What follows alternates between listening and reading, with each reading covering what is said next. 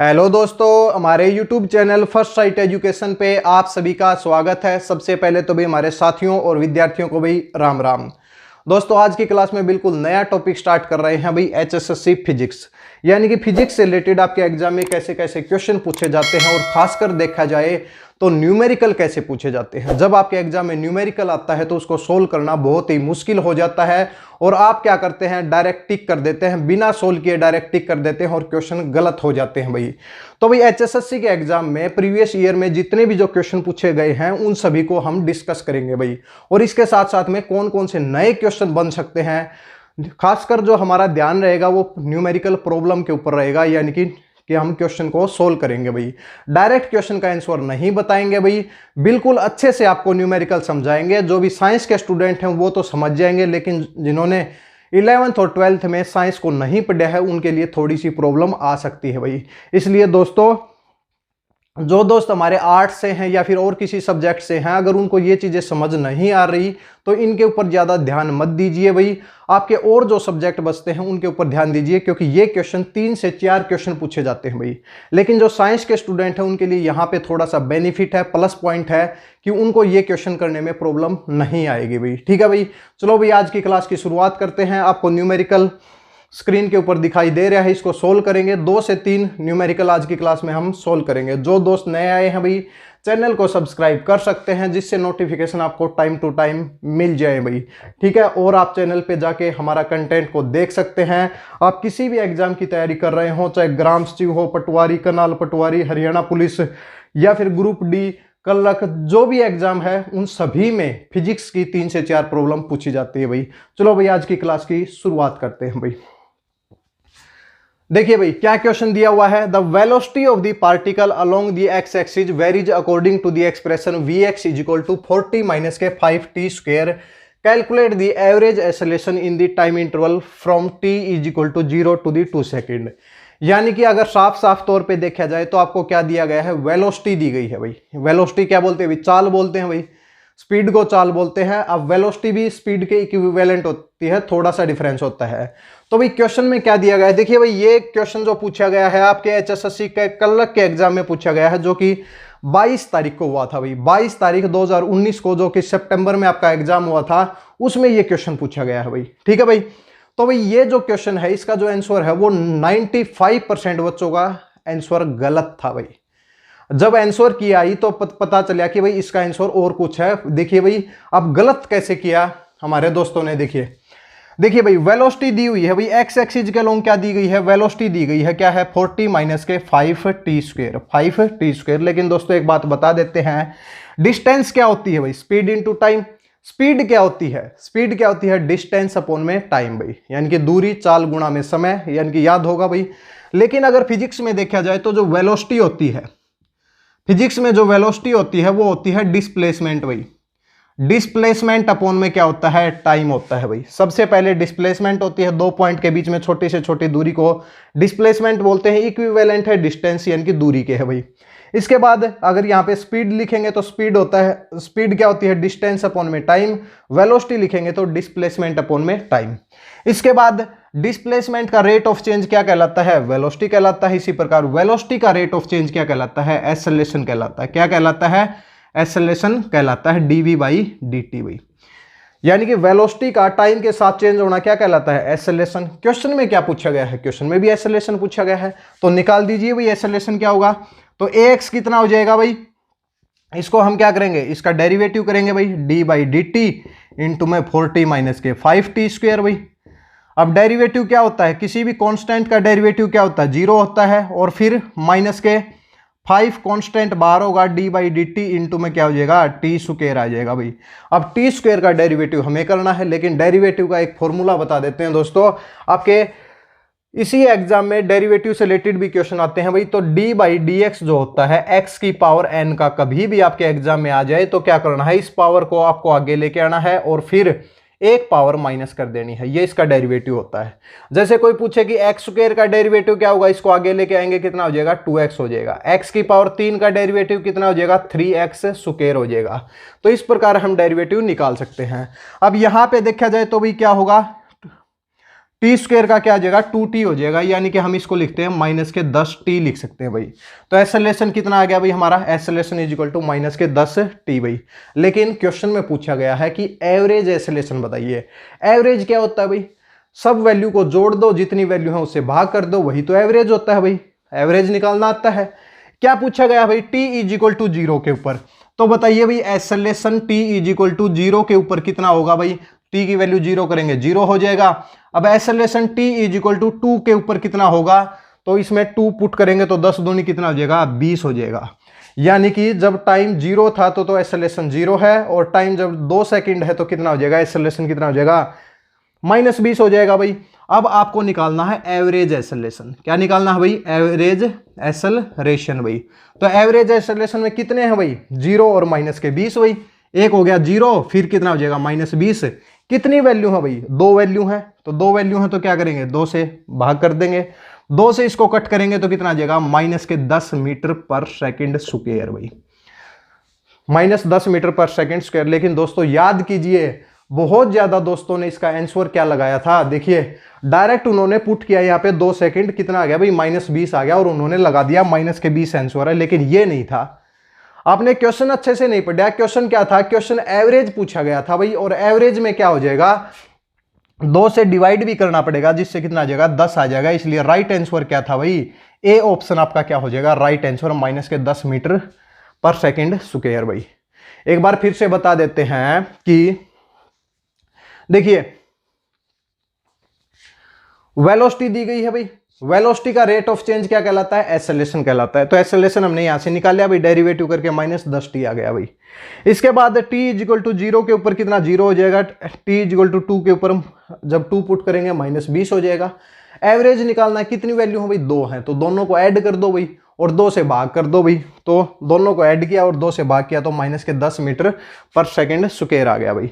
ये आपका था भाई आंसर। अब थोड़ा सा और बता देते हैं भाई, अब की बार एग्जाम में क्या आ सकता है, अगर और किसी शिफ्ट में अगर पूछा जाए इससे रिलेटेड क्वेश्चन तो किस प्रकार आ सकता है। अगर यहीं पे क्वेश्चन पूछा होता कि भाई ये तो एक्सेलरेशन पूछा गया है भाई, अगर यहां पे होता कि भाई ये दिया गया है आपको डिस्टेंस भाई, यानी कि x दिया हुआ है भाई, x दे देते x is equal to 40 minus के 5t स्क्वायर। यानी कि अगर यहीं पे क्वेश्चन को चेंज किया जाए तो वेलोसिटी की बजाय क्या हो जाता है, यहां पे डिस्प्लेसमेंट हो जाता भाई। ये डिस्प्लेसमेंट हो जाता, ये भी क्या हो जाता है, ये भी डिस्प्लेसमेंट हो जाता। और यहां पे पूछा जाता है एक्सेलरेशन की बजाय क्या पूछा जाता, चलो भाई एक्सेलरेशन ही पूछा जाता है, एक्सेलरेशन ही पूछा जाता है। चलो भाई ठीक है, एक्सेलरेशन ही पूछा जाता, तो आंसर क्या होगा भाई। तो देखिए भाई ये डिस्प्लेसमेंट है, डिस्प्लेसमेंट का रेट ऑफ चेंज क्या कहलाता है भाई, वेलोसिटी कहलाता है। तो इसका क्या हो जाएगा भाई माइनस के 10t हो जाएगा। फिर एक्सेलरेशन अगर हमें निकालना है तो क्या हो जाएगा, वेलोसिटी का रेट ऑफ चेंज भाई। तो वेलोसिटी ये है भाई, इसका रेट ऑफ चेंज कितना हो जाएगा, इसकी पावर को 1 आगे लेके आएंगे 0 हो जाएगा, यानी कि माइनस के 10 आ जाएगा। तो एक्सेलरेशन कितना आ जाएगा भाई, एक्सेलरेशन कांस्टेंट आ जाएगा भाई। एक्सेलरेशन कितना होगा, माइनस के 10 होगा, तब उत्तर क्या होता माइनस के 10 होता भाई। ठीक है भाई, इस तरीके से हम निकाल सकते हैं। इसके साथ में दोस्तों अगर एग्जाम में पूछा जाए एक्सेलरेशन की यूनिट क्या होती है, तो यूनिट कितनी है भाई, मीटर पर सेकंड स्क्वायर भाई। इसी प्रकार अगर वेलोसिटी की अगर यूनिट पूछता तो मीटर पर सेकंड हो जाती भाई। उसी प्रकार अगर डिस्प्लेसमेंट की पूछता तो कितना हो जाता है, मीटर हो जाती भाई। तो डिस्प्लेसमेंट की मीटर यूनिट आ जाएगी, वेलोसिटी की मीटर पर सेकंड आ जाएगी, और इसकी एक्सेलरेशन की मीटर पर सेकंड स्क्वायर आ जाएगी भाई, मीटर पर सेकंड स्क्वायर आ जाएगी। इस तरीके से आप क्वेश्चन को सोल्व कर सकते हैं। चलो भाई आगे की तरफ बढ़ते हैं भाई। अब अगला क्वेश्चन चेक करते हैं भाई क्या दिया गया है। एक क्वेश्चन और दिया गया था और उसमें भी बहुत ज्यादा आपको प्रॉब्लम आएगी भाई। ऐसे क्वेश्चन ऐसे आपको दिखने में इजी होंगे, लेकिन उनके पीछे ट्रिक है कि आपका यानी कि क्वेश्चन गलत होने के भाई बहुत ज्यादा चांस हैं। उस क्वेश्चन को भी गलत किया भाई कई दोस्तों ने। हमारे फॉर्मूला याद था भाई, सभी को फॉर्मूला याद था, लेकिन क्वेश्चन गलत हो गया भाई। क्वेश्चन पूछा गया है कि what is the mechanical energy of linear oscillator. एक ऑसिलेटर दिया हुआ है, एक पेंडुलम होता है भाई इस तरीके से, उसको क्या करते हैं आप, जैसे कि नॉर्मल लैंग्वेज में पिंग बोल सकते हैं, जो झूला बोलते हैं हम। तो झूले को क्या करते हैं, झूले को इस तरीके से पकड़ के यानी कि झुलाते हैं। तो एक बार क्या होता है, एक बार तो यहाँ पे झूला होता है, एक बार यानी कि यहाँ हाइट पे चला जाता है, फिर दूसरी तरफ चला जाता है। तो भाई हमें ऑसिलेटर के तरीके से ये बिहेव कर रहा है भाई। ठीक है, तो दिया गया है कि इनिशियली ब्लॉक एट दी 11 भाई स्टार्टिंग में इसकी जो पोजीशन दी गई है वो 11 सेंटीमीटर दी गई है भाई, और वेलोसिटी कितनी है भाई, वेलोसिटी है 0 भाई, और स्प्रिंग कांस्टेंट जो दिया गया है इसका 65 न्यूटन पर मीटर दिया गया है, 65 न्यूटन पर मीटर दिया गया है। पूछा गया है मैकेनिकल एनर्जी निकालो भाई। देखिए भाई ये फिजिक्स का ही क्वेश्चन है भाई, मैकेनिकल एनर्जी हमें निकालनी है भाई। देखिए दो चीजें होती हैं दोस्तों, मैकेनिकल एनर्जी किस किस चीज से मिलकर बनी होती है, एक होती है काइनेटिक एनर्जी, एक होती है पोटेंशियल एनर्जी। और दोस्तों हम सभी लोग एक लॉ जानते हैं कि energy can neither be created nor be destroyed but it may be transfer from the one form to another. Energy यानी कि भाई ऊर्जा को ना तो हम डिस्ट्रॉय खत्म कर सकते हैं, ना इसको उत्पन्न कर सकते हैं, बल्कि इसको एक फॉर्म से दूसरी फॉर्म के अंदर बदल सकते हैं भाई, केवल बदल सकते हैं। जैसे कि भाई बांध के ऊपर क्या करते हैं भाई, बांध बनाया जाता है तो पानी के ऊपर से, ऊपर जब पानी होता है तो उसकी पोटेंशियल एनर्जी होती है, नीचे आता है तो क्या होता है, काइनेटिक एनर्जी होती है। दोनों को जोड़े तो कांस्टेंट होती है भाई, दोनों को जोड़े तो कांस्टेंट होती है। तो भाई स्प्रिंग कांस्टेंट दिया गया है, तो स्प्रिंग कांस्टेंट जहां भी स्प्रिंग की बात हो भाई, इस तरीके से जैसे कि स्प्रिंग की बात हो भाई, ये स्प्रिंग का क्वेश्चन है भाई। तो भाई स्प्रिंग में यानी कि पहले तो क्या था कि भाई इसकी इनिशियल पोजीशन दी गई है x इक्वल टू 11 सेंटीमीटर, इसको क्या किया गया है, स्ट्रेच किया गया है भाई, 11 सेंटीमीटर स्ट्रेच किया गया है। वहां पे इसकी वेलोसिटी कितनी हो जाती है, 0 हो जाती है। और इस स्प्रिंग का स्प्रिंग कांस्टेंट कितना दिया गया है, 65 मीटर पर सेकेंड दिया गया है भाई। तो आप इसकी मैकेनिकल एनर्जी बताइए। तो भाई मैकेनिकल एनर्जी का सीधा सीधा फॉर्मूला स्प्रिंग के केस में होता है हाफ के एक्स स्क्वायर भाई। एक्स क्या होता है, डिस्प्लेसमेंट होता है, के क्या होता है भाई, फोर्स कांस्टेंट होता है, हाफ यानी कि 1/2 हो गया भाई, ठीक है। अब इसको भाई इस फॉर्मूले के अंदर पुट करने की कोशिश की भाई हमारे दोस्तों ने, हाफ इंटू के तो कितना था भाई, 65 था, लेकिन हमारे दोस्तों ने क्या किया कि 11 सेंटीमीटर को क्या किया, 11 का स्क्वायर कर दिया भाई, 11 का स्क्वायर कर दिया। लेकिन दोस्तों थोड़ी सी यहाँ पे ध्यान देने वाली बात ये थी, ये मीटर में है, ये सेंटीमीटर में है, क्या कन्वर्जन नहीं होना चाहिए, होना चाहिए भाई कन्वर्जन। क्या होगा तो 11 सेंटीमीटर को क्या करेंगे भाई, मीटर के अंदर बदलेंगे भाई, 11/100, 11/100 फिर हो जाता भाई, ठीक है, 1/2 इंटू में 65 इंटू में कितना 121 बटे में 4 जीरो आ जाती भाई। 5 से करते तो 13 आ जाता, 5 से करते तो भाई ये 2000 आ जाता, 13 से इसको करते तो 13 एकम 13, 1 13 दूनी 26 और 27 2, 13 एकम 13 और 2 15, 1573 था भाई। 1573 बटे में क्या इतना हो जाएगा, 4000 आ जाएगा भाई, 4000 आ जाएगा।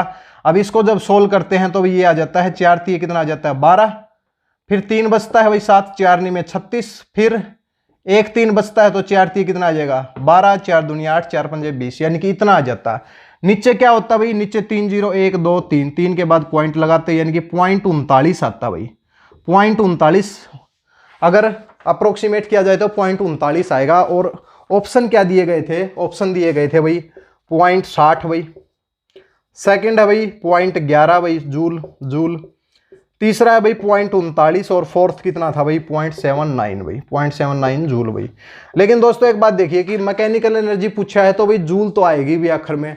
अगर यानी कि यहां पे होता मीटर पर सेकेंड स्क्वायर, अगर ऑप्शन में गलती से दे देता कि भाई मीटर पर सेकेंड स्क्वायर, तो आप इसको डायरेक्ट ही कट कर सकते थे, क्योंकि ये तो किसकी होती है, तो एक्सेलरेशन की यूनिट होती है भाई। तो आपको चारों में जूल दिया गया है तो ये बात तो ठीक है भाई, चारों में से कोई ना कोई ऑप्शन आएगा। लेकिन हमने जब कैलकुलेट किया तो 0.39 आ जाता है, कितना आ जाता है 0.39 आ जाता है। तो 0.39 किसका क्या है, राइट आंसर है। तो दोस्तों जब भी आपके एग्जाम में कोई भी क्वेश्चन आए तो उसको पहले ये देखें भाई, कोई सेंटीमीटर में दिया गया है, कोई मीटर के अंदर दिया गया है, पहले दोनों का कन्वर्जन अच्छे से चेक करें भाई, ठीक है भाई। इसके बाद में एक डायरेक्ट ही यानी कि नॉर्मली क्वेश्चन है, कहा गया है कि एक लूप है भाई, करंट लूप है जिसके अंदर से भाई करंट फ्लो हो रहा है भाई। करंट कितना फ्लो हो रहा है भाई बता देते हैं भाई, पहले इसका स्क्रीनशॉट लें भाई।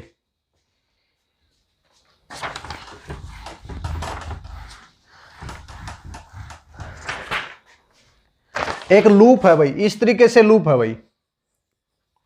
इसके अंदर भाई क्या हो रहा है कि करंट फ्लो हो रहा है भाई, आई करंट फ्लो हो रहा है भाई, ठीक है। और इसका जो एरिया है, हर लूप का जो एरिया है, इस तरीके से जो ये लूप है इसका जो एरिया है वो क्या है, वो ए दिया गया है, एरिया इनक्लोज्ड। और इसके जो टोटल नंबर ऑफ टर्न्स हैं वो कितने हैं, एन है भाई, यानी कि टोटल नंबर ऑफ टर्न्स कितने हैं, एन है, यानी कि एन बार उसको घुमाया गया। जैसे कि आपके पास भाई तार होती है, तार जिसको भाई वायर बोल सकते हैं, तो वायर को बार बार आप घुमाते हैं तो एक जगह ही ज्यादा इकट्ठी हो जाती है। जैसे आपके खेतों में भाई जो मोटर होती है पानी लगाने की, उसको खोल के देखते हैं तो बहुत ज्यादा यानी कि वायरिंग इस तरीके से मिलेंगी भी आपको, तो वो क्या हो जाते हैं, वो नंबर ऑफ टर्न्स हो जाते हैं भाई। और उनका एक का जो एरिया ए है और आई करंट उसके अंदर फ्लो रहा है, एन ये है, तो पूछा गया है कि भाई मैग्नेटिक डायपोल मोमेंट क्या होगा भाई, मैग्नेटिक डायपोल मोमेंट भाई, मैग्नेटिक डायपोल मोमेंट क्या होगा भाई। तो मैग्नेटिक डायपोल मोमेंट होता है भाई करंट इनटू एरिया भाई, करंट इनटू एरिया होता है भाई, ठीक है। करंट आई है, एरिया ये है भाई, लेकिन ये तो किसका हुआ, ये तो एक लूप का हुआ भाई, टोटल पूछा है भाई, तो टोटल कितने टर्न्स हैं भाई, एन टर्न्स हैं, तो एन आई ए हो जाएगा भाई, एन आई ए हो जाएगा। ये भी आपके एचएसएससी के कलक के पेपर में पूछा गया था, जो 2019 के अंदर हुआ था भाई। 4 ऑप्शन दिए गए थे, M is equal to N upon I A, I upon N A, इस तरीके से पूछेगा। लेकिन आपको डायरेक्ट क्या याद रखना है, मैग्नेटिक डायपोल मोमेंट का क्या फार्मूला होता है, करंट इनटू एरिया, और नंबर ऑफ टर्न से आप उसको मल्टीप्लाई करेंगे, एन आई ए इसका क्या हो जाएगा, राइट आंसर हो जाएगा। तो भाई दोस्तों आज ये केवल क्या था कि एक बिल्कुल आप लोगों को बताने के लिए कि भाई आपको न्यूमेरिकल किस प्रकार सोल्व करने हैं।